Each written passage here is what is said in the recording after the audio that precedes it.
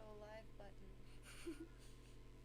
I think he said we're live. Oh, All right, I think we're live, everyone. I'm hearing the word live. So welcome to Dive into Young Politics with Leah and Zahara.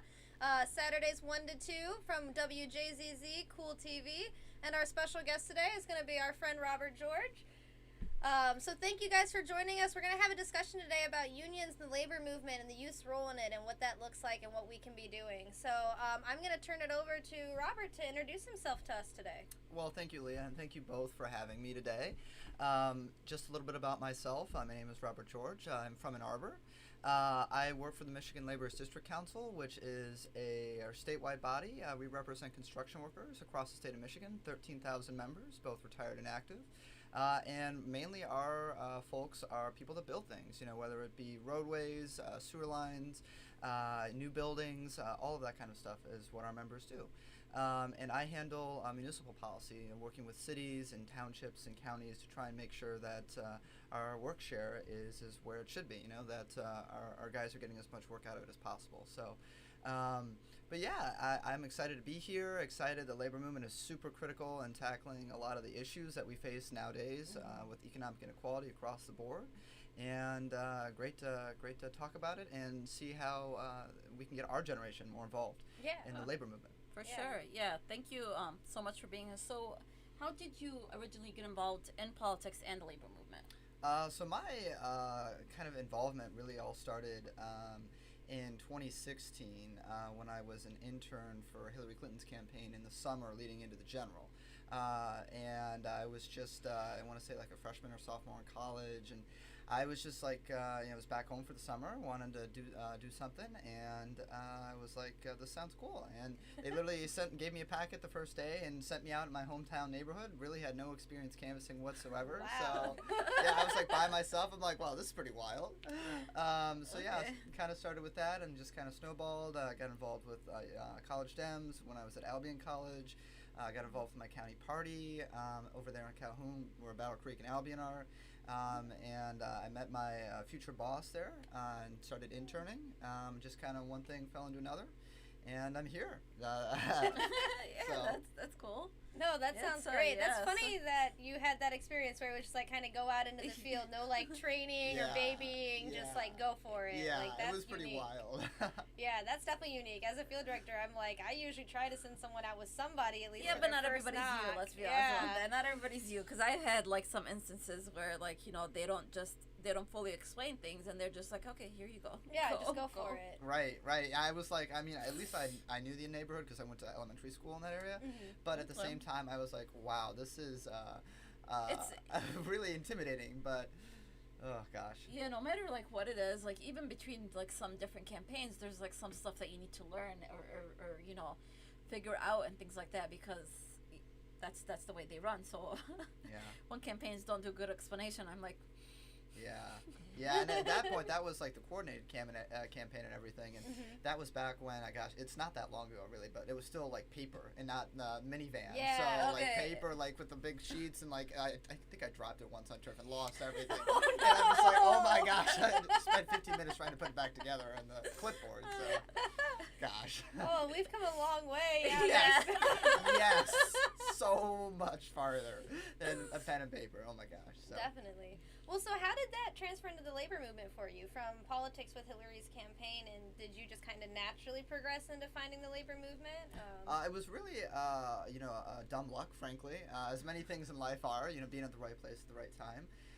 So after the 2016 election, the Calhoun County Dems had their convention in December to elect new officers, and I was really close with the Water Resource Commissioner at the time. She had just lost her re-election. But she was a member of the county Dems, and she put me forth as a person to be on the e-board. I was like, oh, this is great. Thanks, Christine. And I got elected, and then later on, I want to say like 6 months later, my future boss, who had been a longtime county party chairperson, just came to one of the meetings. He wasn't really as engaged as before, but was really impressed with me, and he offered me this paid internship that next summer. Paid internship. And I'm like, whoa. Like I'd done like two or three unpaid internships at that point. One for campaigns, one in the state house. I was like, wow, paid internship in politics. Right. Yeah, like say you count gold. Yeah, 2017, like, you know, that was, I want to say, like, before the last couple of years when it's kind of like almost taboo now to offer an internship that's not paid. Yeah. And frankly, that in and of itself kind of gets into the labor movement within the political sphere and with organizing, is that, you know, a lot of Democrats talk this big game about economic equality and really fighting, you know, for the fight for 15, making sure people have benefits, and yet they pay their staff almost nothing and offer these internships which are incredibly inaccessible to people that aren't of means, frankly speaking. So I mean, I was lucky. I had my internship at the State House. I had a workable car, but unless you're from the Lansing area, if you're not getting some sort of stipend, it's very difficult. But anyways, back to your point, it's you know, that's just kind of how it snowballed, and then I graduated, and graduate school was very expensive, and I was like very scary, big numbers. And so I kind of put that off, and I kind of was in between interning and full-time job with our state council, and then I got offered a full-time position, and I took it. So. Okay. Wow. Yeah, it sounds like you've had a really fun path to get to where you're at. Like, yeah, a lot of experiences. Some things are just really luck, and I mean, I want to say that, you know, it was a lot of hustling on my part, but sometimes things just turn out well. Yeah. Sometimes it's the luck of the draw to a degree. Yeah, most definitely. Well, we're glad to have you in the labor movement. We're glad that you found politics for sure. Well, thank you. Yeah. So, you know, we're talking about unions, we're talking about labor, but a lot of people, I think, don't have a full understanding of what that is. So maybe for those who may not know, can you explain a bit about, like, what a union is and what it does for us? Yeah, and frankly, Leah, that's a huge question, because our generation really does not understand what the labor movement is, how important unions are. I'm lucky that both my parents were in a union. They were both school teachers. And my mom actually is our current district rep back in my old high school. So, but what a union is just a collection of workers that get together that say that they're going to collectively bargain as a unit. So what collective bargaining means is that you basically all of these workers get together. They vote on their officers for their union, and those folks then negotiate with the management of either a school or a business or the government representative if it's a government employee union, and they negotiate over things like wages, benefits, working conditions, and basically that's how they settle the contract. And so that's the collective bargaining aspect of it and what a union can do. The other aspect of it is unions also fight for workers that have been that have accidents at work, or if they've been intimidated by management, or if they've been fired unlawfully. All of these things are unions. They employ full-time staff that do these jobs that help workers when they get into a pickle, whether their own fault or no fault of their own. And so, you know, you might have heard some of kind of the bigger ones like the UAW or like the Michigan Education Association, the MEA. And all of these unions, you know, are really just a bunch of workers getting together and saying that we want to have this collective power to be able to negotiate for better things for us. Because in instances where there isn't a union, then management has basically total control to dictate to workers what their wages and their benefits and their working conditions are going to be. And if you don't like it, well, they'll just fire you. Yeah. So that's kind of what, in a broad sense, a union is, and some of the things that it does. Yeah, that's a lot. Yeah, it is. Yeah. I tried to condense that down a little bit, and I'm sure I missed a lot of things. But yeah, no, that was a good explanation, because I mean, like Leah and I were talking earlier, we didn't really know that there was a lot of like places that had unions, or there was like, I mean, I knew about UAW, but that's pretty much it. Like it's like until I started getting involved in politics and more things, and that's when I realized that there was still a really big labor movement, unions and things. So yeah, and I would say in Michigan is really the heart of the labor movement in this country. The UAW, you go back in the history books in the 30s and the 40s, and this is something that our generation just doesn't know because, one, it's not really taught in the curriculum in schools. You know, that's a whole nother conversation why it's not taught. But in the 20s, 30s, and 40s, you know, you were having these working conditions where people were either in mines, they were in factories, or they were in fields. And frankly, in these conditions, the conditions were terrible. People were working 12, 14-hour days, very little time off, if any, and so workers were just fed up. And so they all got together and they decided to strike. And that's another big thing with unions. You don't see it as much now, but UAW did do that big strike a few years ago that people saw. But these strikes were incredibly violent. People died. Like, the owners of these places brought in the police, or they brought in union busting workers. They would hire like this group of people that would cross the picket line, and they would fill in those jobs while the other people were on strike. But yeah, I mean, you can look at some of the most brutal strikes. Where actually there was a big strike up in Flint, where like I want to say like several people died. That was a watershed moment with the automotive industry and organizing. But you look at you know, in Appalachia, that used to be another really huge heart with the coal miners. And like how brutal coal mining really is, and how those people really needed those unions. And so that's a lot of you know, the backstory that we just don't know because it's not taught. Yeah. Yeah, and like you said, it's a huge can of worms to open, but I think, like you said, it's not taught. We don't have this in our curriculum. And so when you graduate high school, I think a lot of our high schoolers, they don't know about joining a union. They don't know the opportunity to get into a union, or even like, you know, you talk about organizing a union. Well, if you don't even know they exist, you probably aren't ready to organize them either. So in some ways, I would argue our education system's kind of failing on a lot of levels, but I do think that it's part of our history, like you're saying, that we're not taught, so it's not in history curriculum, and then it's also part of like a skill to give people to set them up for success that we're not teaching. Yeah. And I would say, you know, a lot of the great things that we take, you know, just as that they are, right? The weekend, paid time off, sick leave, maternal and paternal leave. You know, the basic right to be able to, you know, raise an issue with your employer that you have for whatever the reason. You know, holiday time. All of these things would not exist without unions. People died for these things that we just take for granted. And no one knows that. They just think that, oh, we've always had the weekend. No. No, that was not always the case. So. Yeah, or like, you know, with like me, like, and I know it's like other have that's the way they learn it. It's like I knew there was unions, but I just didn't know that there was still such a big presence of unions at this time. Yeah. And I would say, like, to your point, Zahara, I mean, so you mentioned you like hearing of the UAW and so forth, but there are so many other unions that represent industries, like obviously the teachers unions, MEA, AFT. But my union that I work for is in the construction industry. And we represent just general laborers, so people out pouring concrete, people out laying pipes or tubing in the ground, people removing asbestos. And some of those conditions are very dangerous. You know, there's a lot of asbestos in Michigan more broadly, especially in our industrial centers. But, you know, there are people like that. There was also like all the other different building trades unions, like the electricians, the operators, the carpenters. But outside of that, and this is an area that, you know, as our workforce is evolving, we're getting a lot of office work. There's a union for office employees that people really don't know about.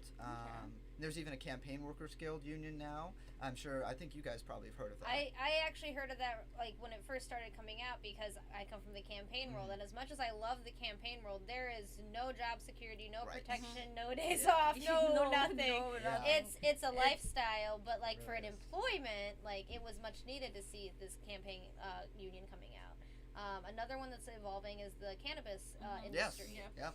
That's a huge industry, and my union, it's not here in Michigan, but we're an international union, so we have people in Canada and the United States, but we're really big in California.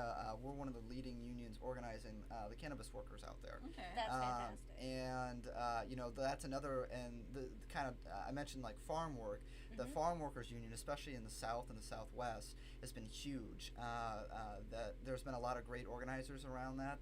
I mean, that's some really hard, burdensome work, and to really make sure that those folks, especially, you know, one of the good things that unions do, they provide protections for people of color and for undocumented workers that otherwise, you know, this is a classic thing. When you're negotiating a contract for your employees, it's across the board. You don't have when you have this collective bargaining union, the employer doesn't have then the ability to discriminate based off of sex, gender, sexual orientation, race, all of these things and you can see in non-unionized industries that's what they do. And you can't do that when you have a union, because everybody gets paid the same rate regardless of who they are. And that's a huge thing, especially in many industries. Yeah, no, most definitely.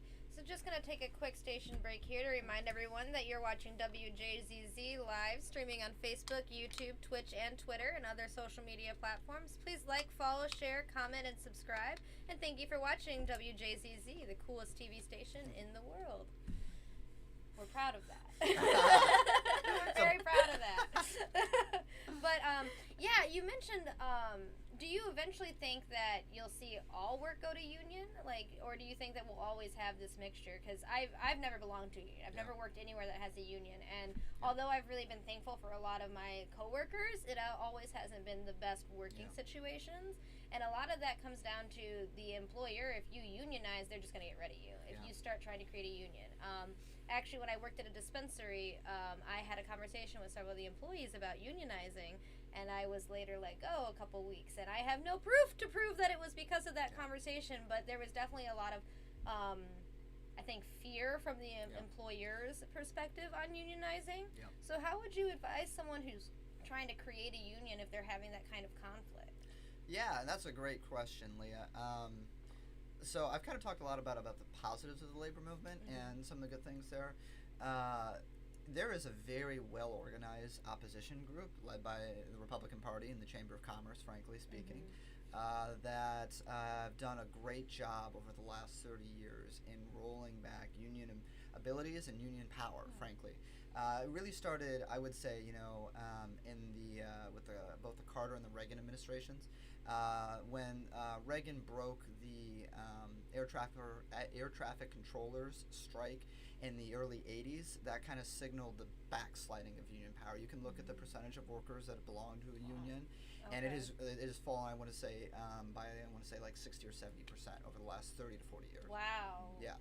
Okay. Yeah, and a lot of that, it's twofold. One, you've seen the decline in typically well-organized industries like automotive, and in the other issue being that both the New Deal Democrats that came around with Clinton and so forth were not necessarily very pro-labor, and you can look at NAFTA and all the damage that did to this state and across the Midwest and the Northeast with offshoring of jobs. But they've also done a lot of great things to pick away. The Supreme Court has handed down several really damaging organizing cases that have really crippled a lot of the government employee unions to some degree in their ability to talk to employers. The Supreme Court just came out with a decision last week that basically makes it much, much harder for organizers to organize farm workers, especially. It was a case out of California that it had been held up.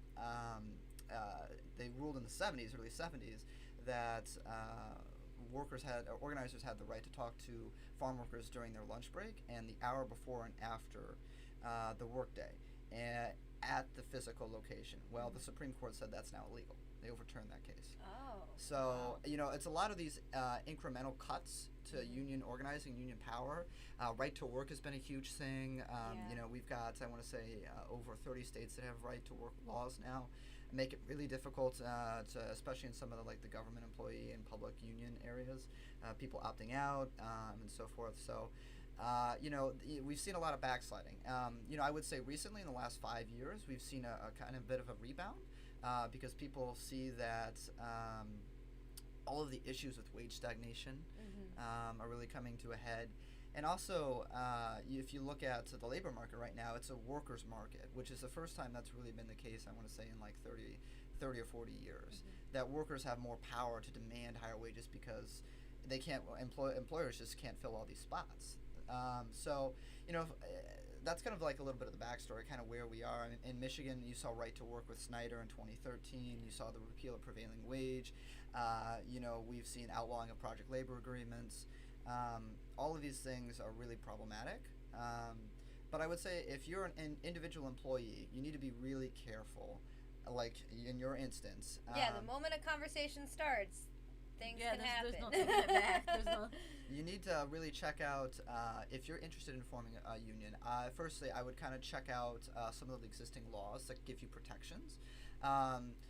It's very hard to prove sometimes, but I want to say that it is illegal to fire someone just for having that conversation, but it's very easy for the employers to cite another reason. And it's very hard for the employee to cite that as a specific reason. And so once you kind of familiarize yourself with some of the laws and that are on the books, I would contact the union that's in your industry, the emerging unions in the cannabis workers' cases. But there are a lot of good resources there. It's hard sometimes because employers, and this has basically been an expansion that big business Democrats and Republicans as well as the Supreme Court have allowed, that they can, you saw this in the Amazon case in Alabama, that the employer is allowed to basically mandate that all employees must come to this anti-union workshop. And there are national firms that they can consult and bring people in and say how terrible unions are, that you're going to make less money, that they're union thugs, or that the bosses are terrible, and so they can swing union elections that way. And there's nothing that the unions can do on site that can counter that. So, it's a difficult spot, and that's why we really need to do things like pass the PRO Act, which would make union organizing significantly easier. But to do that, one, we need to get Senator Sinema and Senator Kelly on board out of Arizona, which has really been really difficult to get those two on board. And then we need to eliminate the filibuster. We need to eliminate the filibuster for a lot of other different reasons, but this is another good one right here. So. More good reasons to get rid of more it. good reasons.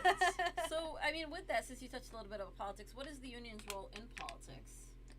So that's a very, very good question. A lot of people on the left don't really understand how unions work within the infrastructure. So, traditionally speaking, unions had a lot more power to influence elections for Democratic candidates because, one, they have more money to give to candidates. Unions give actively to candidates out of their soft and hard dollar PACs, right. Which the Republicans have gone after many times to make it harder to collect PAC dollars, frankly, by making people have to re-sign cards every 6 months or a year, to making it the administrative costs to that. So that's one aspect of it. But the bigger aspect of it, and this is the thing that people never really understand, is that when you have this collection of people, it makes it very easy to organize them and then to turn them out to vote. UAW has been known for many decades as a huge power to turn their members out to vote for candidates, both in primaries and general elections. But that power has waned as membership has waned. And people, especially white working class folks, a lot of people in my union, that traditionally just voted off of pocketbook issues are now voting on cultural issues, which has been somewhat to the detriment of the union and of the organizing movement more broadly, because we don't necessarily take clear stances on cultural issues. Unions are meant to fight for equality within the workplace and for better working conditions. But outside of that, when we're talking about issues like gun control or same-sex marriage or some of these other issues, while the unions and their leadership are definitely on the right side of those issues, the membership may not always be there. So it really does depend on the union and so forth. But mobilizing our members is one of the big things to turn people out. It's definitely gotten harder over the years as memberships have shrunk and as people aren't necessarily voting on pocketbook issues. But that's kind of the other big thing. We support the state party. And you can look at the campaign finance reports to see union support there. More broadly, and especially in the upper Midwest, that unions are basically the bedrock of the progressive movement here. And that's kind of a little bit to your question there. Yeah, no, most definitely. I think, we talk about politics a lot, but a lot of people just don't understand how unions fit in. And so my first experience with the unions was working for Dana Nessle's campaign, Attorney General Nessle, and we were on the opposite side. We were terrified about union turnout because traditionally they weren't going to go for someone that was so issue-based because, like you were saying, is we were running an issue-based campaign. But also speaking to your point is her election at the primary actually did show a lower turnout in union members. And we had anticipated a much higher turnout of union members. And, granted, for anyone that remembers that day, there was a giant ice storm and it was sleeting and it was terrifying and 94 was a death trap that day. So perhaps that's why. Fun times, okay? Oh, great times. Wonderful times. One of my favorite memories, but it was scary. So perhaps that's part of why in that specific moment we saw a lower turnout. But, I was expecting to just see droves of it. And I come from a father that works in the auto industry, but never felt a need to even join the union. Just didn't see an interest in it. I always just thought we didn't need that. Well, now I understand that it's because my father is a conservative Republican who's happy with what he has, but wasn't interested in getting involved in like the collective bargaining aspect. Yeah. And I would say, so, I would say that primary day was a really unique moment. All the conditions you mentioned, Attorney General Nussle ran an incredibly spirited campaign. Yeah. I remember she came, I was in college at that time, and she came to my college Dems group. Literally at 9 o'clock on a Tuesday. And, I'm a big fan of Attorney General Nussle on a lot of the great work she's done, especially, trying to really help people in need, people that have been victimized by the system across the board. She's done a lot of great work there. But in that instance, I would say there was labor really didn't organize well for that convention, I would say. I don't think labor was necessarily that engaged for Pat Miles. I know the UAW supported him, but I want to say there was union support for Attorney General Nussle. I can't remember if it was the MEA that was behind there was her. a little bit of a divide. Like It was Yeah. interesting to see labor not being like just totally on one side. Yeah, I know the building trades, and when I say the building trades, I kind of want to back up for a sec. I kind of view labor in different pots. Okay. So I would say, there's the UAW, which is big on the manufacturing side, and there are other manufacturing unions, but they're the big guy there.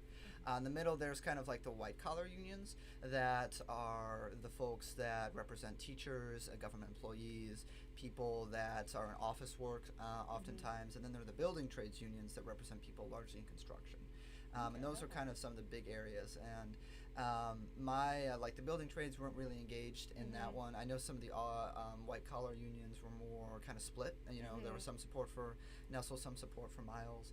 And I know the UAW, was supporting Miles, but wasn't necessarily as engaged as they have been historically in the past for a lot of different reasons. But I think that more broadly, I think that we really do need to, and there's obviously been that split between the progressives in the state and some of the more establishment union folks in the state.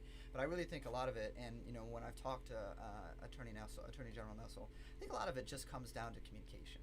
And there are some policy differences, don't get me wrong, but a lot of it really just comes down to how people interact and how people communicate with each other.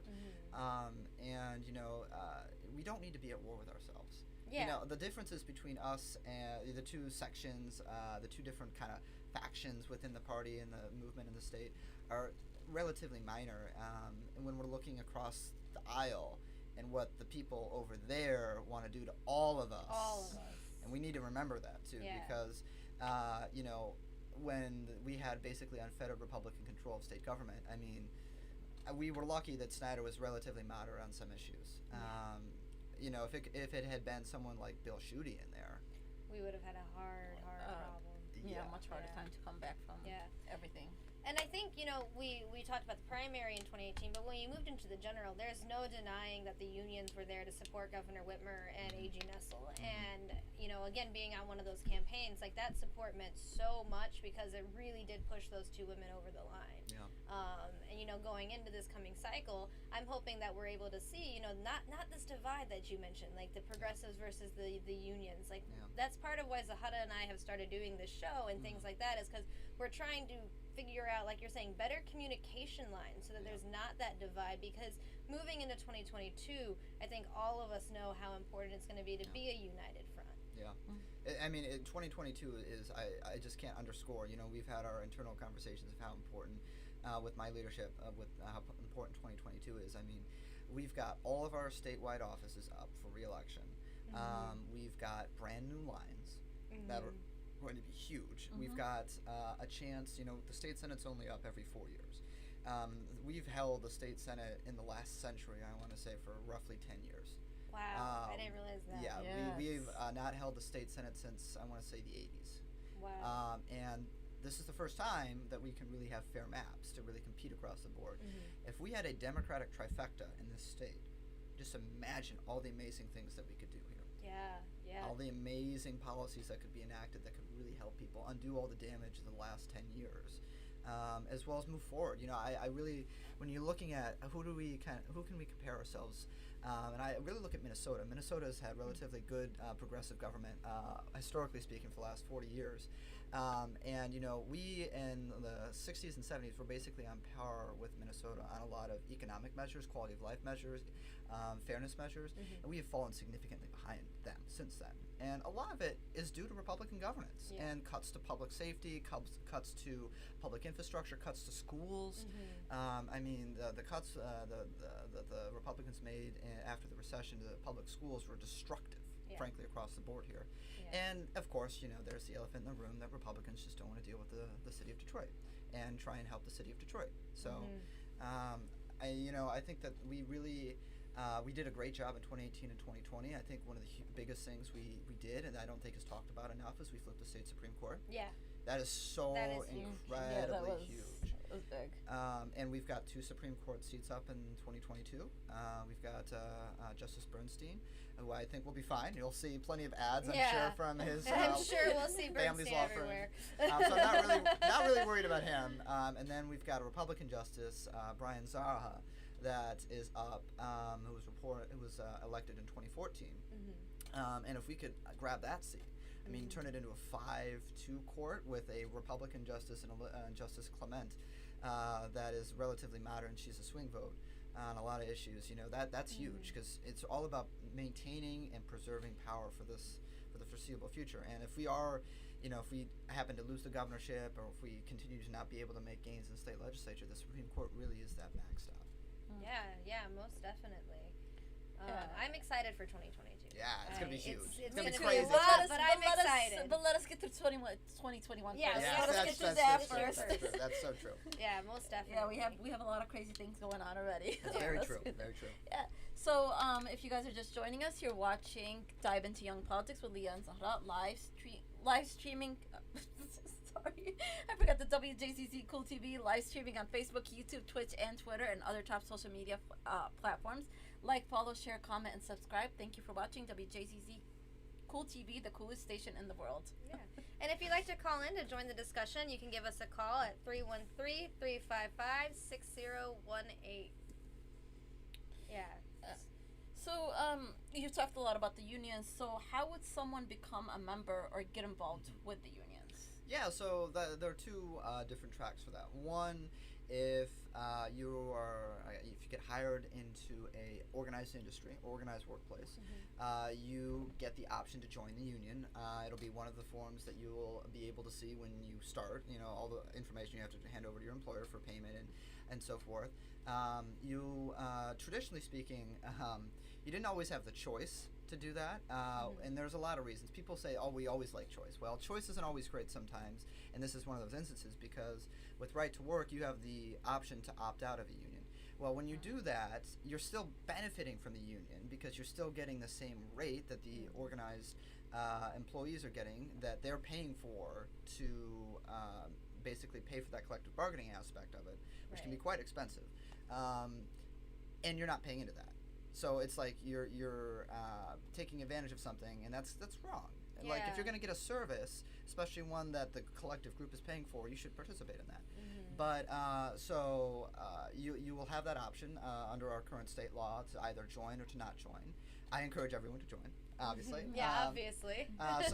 So once you join, the union officials, your building rep or your workplace rep will fill you all in on your unique aspects of being in a union, the rights that you have under that. If you're joining a non-organized industry, it gets a lot harder. Because if you're looking to try and start a union or start something like that, I talked a little bit earlier about some of the things that you should do, of doing a little research, kind of feeling out the climate within your workplace. If there's a bunch of, people that have issues with their employer, that's something that's, that's a good reason to start a union. But again, you need to be very careful, because employers have a lot of power in this area. Yeah. To basically dismiss you without cause, if they think that you're gonna, if they think that you're going to be organizing. So, that's kind of how it would work. Okay. So you mentioned like the different versions of it. So like, do you have to be a full-time employee, part-time employee? Like, is there that sort of restriction on it? Yeah, so that's a good question. So I'm not sure because it varies depending on the industry. But for instance, I think of like substitute teachers, for instance. Yeah. I'm pretty sure they are not covered because they're in effect a temp worker. Yeah. I know, like dealing with the city of Ann Arbor, that the temp employees there are not part of the local ASME unit there, which is a government employee union. So it does depend on your status. I want to say that part-time workers rarely are in unions, which, frankly, in most cases, part-time work or temp work is a way that the employer gets around having more union employees because it saves them money. And that's really problematic because, again, where is the balance of power here? It's not in the workers' favor. Right. Right. So. Exactly. I ask that because so many young people these days are working maybe 1 or 2 or 3 part-time jobs, or maybe they have a full-time job, but they have a part-time job in like the restaurant industry. Yeah. So like it's trying to give them some guidance in how they can do it if they're working all these different jobs. Yeah. Because like I would love to be able to see the majority of young people belong to a union, but you also mentioned the cost of the union, and the access to the union, which I think is a hard barrier for young people to get over sometimes. Yeah. I mean, I'm by no means broke as can be, but I'm by no means wealthy. So like you do have to balance that benefit, and maybe you can't afford that cost up front. Yeah, and that's a big conversation, and it's a very fair question. It's been weaponized by the right that union dues and union fees are you're losing so much out of your paycheck. But frankly, that's often exaggerated. And when you're looking at your union dues and what you get out of it in the long term, job security is just incredibly important. I mean, to not be so you get hired in, and your boss, and I've heard this from a lot of my friends, that they get hired into this job and they have a great relationship with their boss, and they think, oh, they don't need a union. They've got a great relationship with their boss, right? Well, either their boss changes or the boss's mood changes, and or when it comes to negotiating for salaries or raises or better working conditions, and they find out, wow, I've just been screwed over. Like that isn't necessarily something that people think about in that initial instance, but is very real. Like, and the other issue, Leah, and you brought this up with working different jobs. We've seen a huge rise in the number of people basically classified as independent contractors. So independent contractors are not entitled to the same amount of rights under federal employment law as full salaried full-time employees. And yeah, there is a big distinction there, and that's another way that employers have gotten around paying people more money, frankly speaking, is to classify them as independent contractors, which is a huge issue. I mean, you see that with Lyft and Uber and all of the delivery services out there. I mean, you see like for DoorDash, for instance, I've seen many instances on social media, people like they can't make enough money to basically stay employed.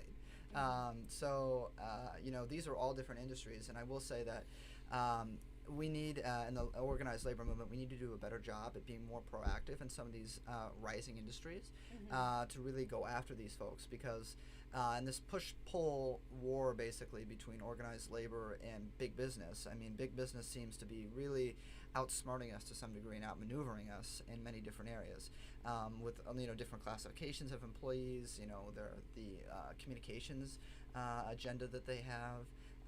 So at the end of the day, the union fees, and I'm like, oh my gosh, I really love to have that extra $75 in my paycheck. But you got to think of all the great things that are going to come with it that necessarily aren't as tangible as that direct amount of money is. Yeah, no, most definitely. The long-term aspect of it. And you mentioned job security. That, again, for young people is a huge problem right now. Is like especially coming off of the pandemic, where like, let's talk about the restaurant industry for a second. There's so much inconsistency in the hours you get. You may be getting cut at like 6 o'clock when you were planning to work till 11, but you're just so dead. So I can think about how I've had friends that went back into the restaurant, and then when they were told, okay, we're getting laid off again, now you gotta go through the whole unemployment aspect trying to find that. So that job security aspect, I hear that, and that sounds like for me personally, would be one of my biggest reasons to go to join a union would be some level of security in a job, because I'm pretty tired of bouncing around to different places. Yeah, and it's a big thing. We are in a big policy push right now with the city of Detroit, and one of the big issues is that, and I don't think young people talk about it enough, frankly, and that's understandable because we're young, right? We don't see that far in the future. Is retirement, right? Like to have that either that 401k or to have that pension plan is so huge. Like we in this country just don't have that same appreciation for that ability to retire as a lot of other social democracies out there do. I don't want to work until I'm 70. Like, no. Like you should have a dignified retirement. Everyone should have access to a dignified retirement where people can just enjoy life and not have to be worried about just working to meet their needs. Yeah. And so when we've got these independent contractors, we've got these part-time employees, we've got these non-organized folks that a lot of the times employers don't offer any sort of retirement benefits. Yeah. And so you are just basically you work till you die. And frankly, we had a really good period in there, probably from I want to say the mid 40s to really the mid 70s, where that union-dominated industries were the major employers in this country, and those people were able to retire with dignity. As you can see, number of retired UAW employees in the state is through the roof. Yeah. That's not the case with our generation. No. Like our folks don't necessarily have those great retirement benefits.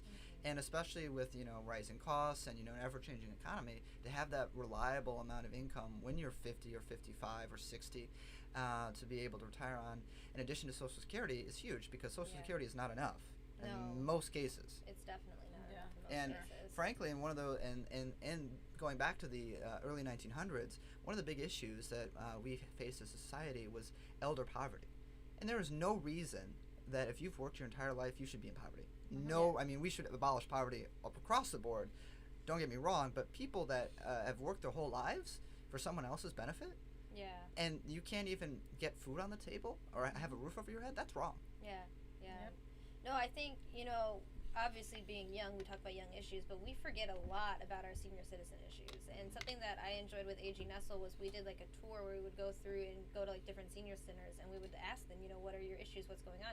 And something that they would say is they can't afford to go into the nursing homes, so they can't afford to go into the assisted living homes. Like they just don't have the income to do that. So the burden falls on to their family, right? Well, now their family's a direct caregiver, but there's no support for someone who's a direct caregiver. So we're kind of just tumbling further down this mountain, I feel like, in a lot of ways. And this issue disproportionately affects communities of color. Oh, yes. Huge. And, once again, communities of color getting the short end of the stick on economic issues, which has been the case throughout this country's existence, frankly speaking. So how do we move the needle for everyone, but especially for communities that have been disadvantaged, and really making sure that people have the right to organize and have the right to demand better working conditions and better employment benefits is huge. It's so huge. So. Yeah, no, most definitely. I didn't realize how much of this is like a legal battle at the same time. Yes. Like I didn't really understand that really until you explained a lot of it sitting here. Behind the Like I scenes, knew like, there it's were like- laws that guided it, but I didn't realize like how much we really are battling against these bad bills that have passed. Yeah, and on that note, there's they set this up, I want to say, in the New Deal era. The National Labor Relations Board is the federal board that oversees all of kind of the cases that come before it that regard employment issues, employment conflicts. Whether to certify a union election or whether to certify a strike. And for many, many years, it's been dominated by Republicans, as it's an appointed position by the president. And frankly, it is incredibly, the rulings that have come out, basically we had from the election of Richard Nixon through up until really the election of Obama, we had basically almost unfettered pro-business presidents. Clinton had some decent aspects of him to organize labor, but and even Obama, like in the first term, was still kind of on the side of organized business, because the unions were really pressing, and when Democrats had unified control of government, to pass basically a version of the PRO Act in the early or the late 2000s, and Congress was more concerned about health care. And frankly, healthcare is incredibly important. Don't get me Right. wrong. We needed the Affordable Care Act, but we missed a golden opportunity to really shore up economic issues across this country. And I want to say, really, President Biden, he has his shortcomings, but really, it's the first truly pro-worker president we've probably had since Lyndon Johnson. Wow. So do you think that we have more hope on seeing that pass with President Biden in the current Congress then, or? I have very little hope that the PRO Act is going to pass in the current Congress. Okay. Senator Sinema and Senators Manchin just have been adamant in their refusal to mend the filibuster or abolish it altogether. Yeah. There's some of it that might be able to make it through a reconciliation bill. Okay. But I really think that 2022, again, I like to be really focused on municipal and state issues because I really think that those issues really impact people more than federal issues. But in 2022, that's almost a little bit inverted in my views, because right now we have a Democratic trifecta at the federal level, and we need to maintain that, and we need to grow it in the Senate. I have full faith that the House leadership would be able to get the votes there for the PRO Act. I mean, they passed it already, this Congress, but we need to elect John Fetterman or someone close to him in Pennsylvania, because we need to have that open Republican seat elect a pro-union Democrat that's willing to abolish the filibuster, and John Fetterman has said that, or depending who else is in the field, but I know I've heard about his positions on that. We need to return Senator Warnock from Georgia. I want to commend both him and Senator Ossoff that they, in a truly battleground state, in a state that has not been pro-labor friendly at any time in its existence in Georgia's case, have really taken a strong stance on helping workers. And we need to make sure that we have a long conversation with our senators from Arizona about doing the right thing. So that it's frankly, I have very little faith it's going to happen in the next year and a half, and I'm hoping we grow our majority in the Senate that we can able to do some of this really progressive legislation and pass H.R. 1, the For the People Act, to make sure we are protecting democracy, of course. What? Is that important? Right, Is this that an basic important thing? Like, for instance, you got like Representative Tim Walberg out of the Jackson area coming out and saying he doesn't support democracy. Yeah. Like, come on. We really need to get Representative Tim Walberg out of there. Yeah. Like, You look at our delegation, and it's great that we have a majority. It's tied. Sorry, it's tied 7-7. But of all the Republicans, I mean, he is just terrible. Yeah. Terrible. Yeah.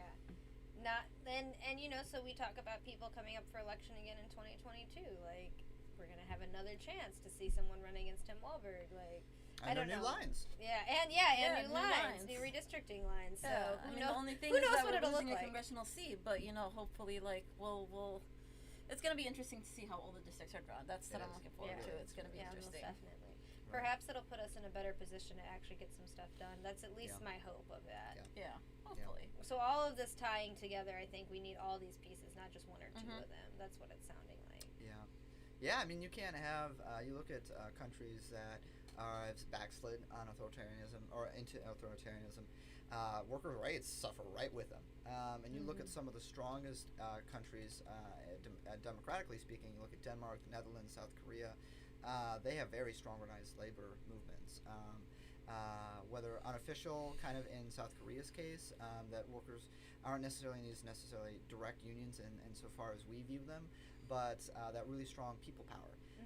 So, I mean, when you look at what we can do there to shore up economic rights and economic equality in this country, where you look at the statistics and you can see that we are the most unequal we have ever been in this country since they started measuring these things, worse than the 20s, that we really need to shore up our democracy. Yeah. So. Wow. So I guess with all this being said, what do you see the youth-specific role besides, I know we're going to join, we want them to join unions, but what is the youth's role in getting the labor movement to be more mainstream again, like people to be realizing things about it? So yeah, I think, we have done a lot of great work in the labor movement has in gaining a lot of these things that we really like, as I mentioned earlier, like the weekend, like paid time off, sick leave, all these great things. we need to first make sure that those things apply to all people in all industries. And I think the youth, our generation, I think, is doing a good job in pointing the labor movement in that direction. But we need to think even bolder. We need to think, where are we going instead of where we are right now? And I think that's what a lot of our forefathers and our folks that came before us in the labor movement really understood.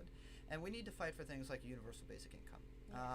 Frankly, the way that automation is going, it's very concerning in a lot of industries that, both in the blue collar and the white collar world, frankly, that jobs are going to be lost there. So, fighting for things like that, continuing to explore ideas, for flexible work time.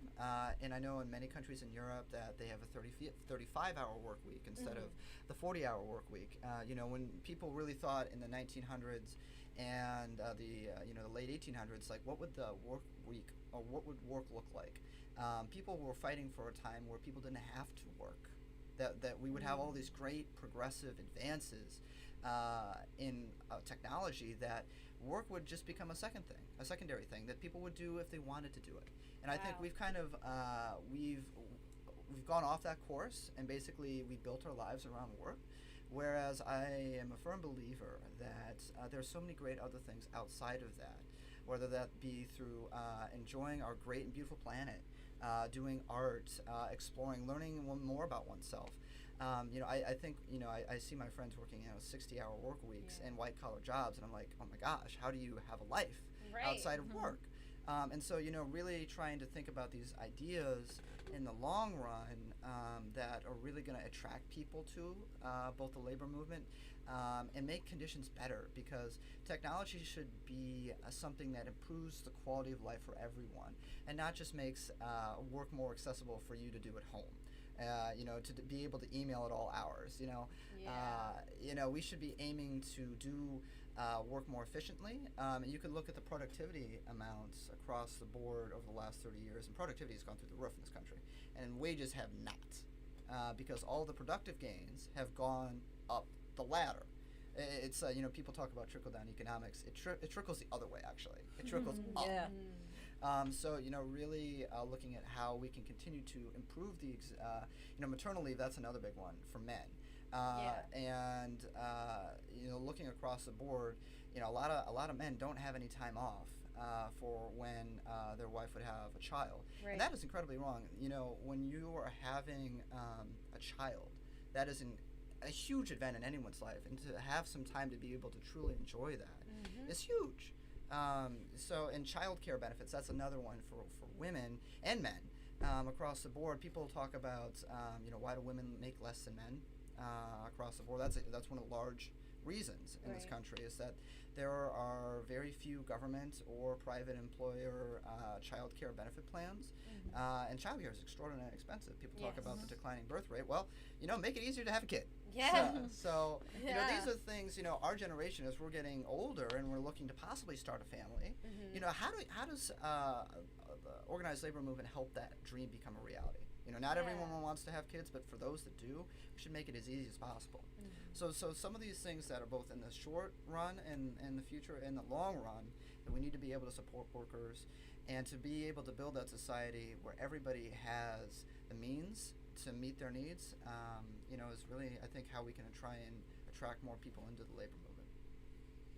And it's also like, back when we had the 40-hour, when it was first proposed, it was something that one person in the household, whereas like now, that's a great point. Now, you need two people working 40-hour jobs, and 40-hour weeks, and it's still not enough in some cases. I'll take me and my two roommates to pay our rent. All three of us working 40 hours. So it's like, it's even the work week is not set up, especially with people that have families where both parents are gone for that amount of time. People are like, kids are missing out on interactions with their parents. You just can't. It's incredibly hard to both quantify that and make up for that later. That is such a huge point, Zahara. That when we're looking at trying to attract more people into that and trying to do better in that regard. My union, being a union that doesn't necessarily require a 4-year degree, is a huge thing. There's been this huge push to go to college, and obviously college affordability has gone down the tubes, frankly, how expensive college is. And how do we make sure that people that don't want to go to college have that same ability? Some of our members comfortably make, $60,000, $70,000, $80,000, and that's able to support a family. And you look at the non-unionized construction industry when they're paying you $15 an hour or less for dangerous work with no benefits. Like that's the type of difference that a union can make, to really make sure that we're supporting people. And going back to that same kind of golden period economically for Americans, between the 1940s after World War II to the mid 70s, you had a lot of people, even though it was a very problematic time for a lot of workers still, especially workers of color, you had a lot of people that just relied on that one source of income. Yeah. That's just not I practical. wish we could get back to that. It's just not now. Well, maybe one of these days. Yeah, maybe one of these eventually. days. Maybe one of these days. We got to get all of us in office and Yes. There's the solution. Pass some progressive policies. Yeah. That's what we got to do. No, Come on, for Leah, you real. and I will start on it. Let's go. Yeah. No, and I think that it ties everything in together. Being involved in the politics for the unions, having that collective bargaining, having the protection for the people, and bettering the quality of life overall is really what I'm hearing from it. Yeah. It's a little bit of all of that going into it. Yeah, and I think a big part of it also goes back to before us getting involved in politics, we really did not know much about the labor movement, or that there was even really that big of a presence of a labor movement.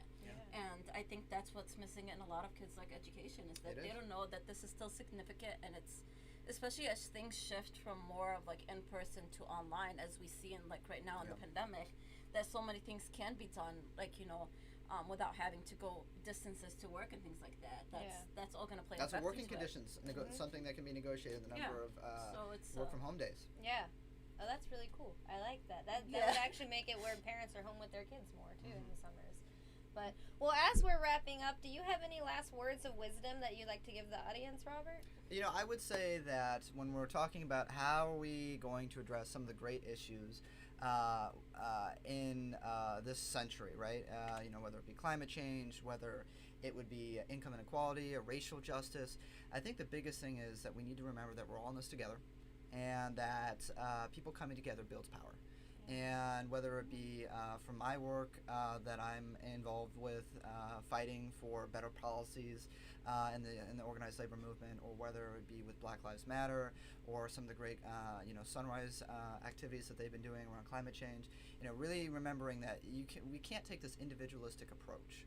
That when something benefits someone, it doesn't necessarily mean that you need to tear them down because they got something good. You should demand better. You should demand, when I see all these, comments that people are like, why should somebody so-and-so make $15 an hour for doing this activity? We need to get around that, and we need to get past that way of thinking, where everyone can benefit. When someone's wages goes up, everyone benefits, because it pushes that wage floor up. And so we really need to get back to this idea of collective action, and that we are all in this together, regardless of who we are, and that we can really get a lot of great things done if we stay united and we stay on mission to be able to really build a better and more fairer society.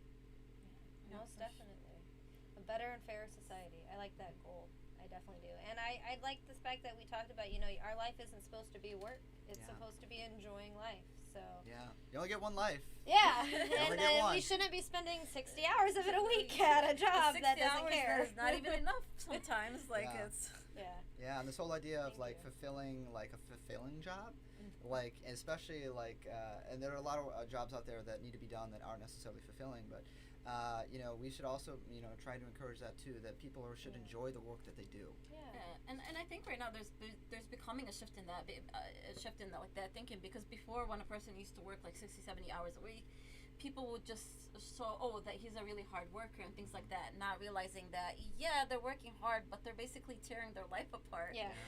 And not even making enough what they're supposed to. You can work hard and get meaningful income that's going to benefit you and the family, but that's been lost with all the corporations and stuff. And this whole you need to grind yourself to the bone to be is incredibly destructive in the long run. It leads to burnout. Yeah, it does. It really does. I saw a meme that said, no days off in 70 hours. That's not a flex. That's a problem. You're okay. But it was labeled as such a flex, as such a big thing for a while. And I think right now, especially during the pandemic, I think that's one of the other things that highlighted is that we need that rest. I think we forgot that we needed that rest. So many people did.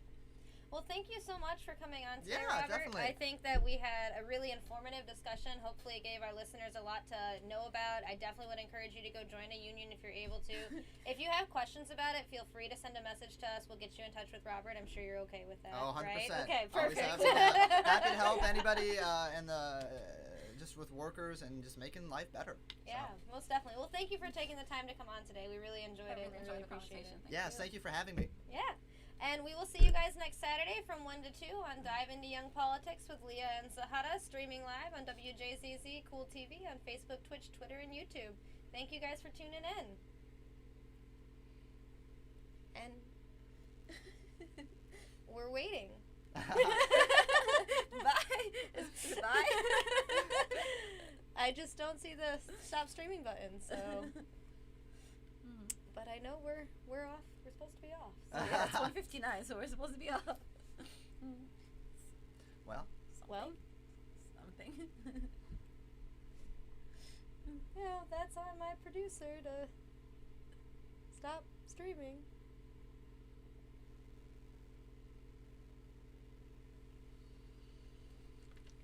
Well, thanks for coming in. yeah, definitely. It was a lot of fun. Yeah, I mean, I really Did it learned. stop streaming? Nope.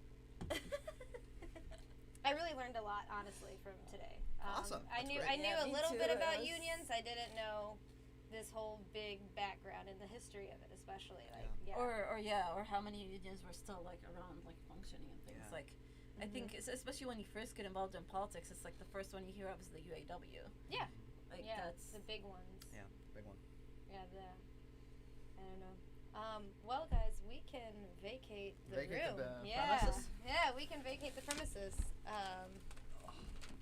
There's a sports show that comes on after us. Oh, really? Yeah.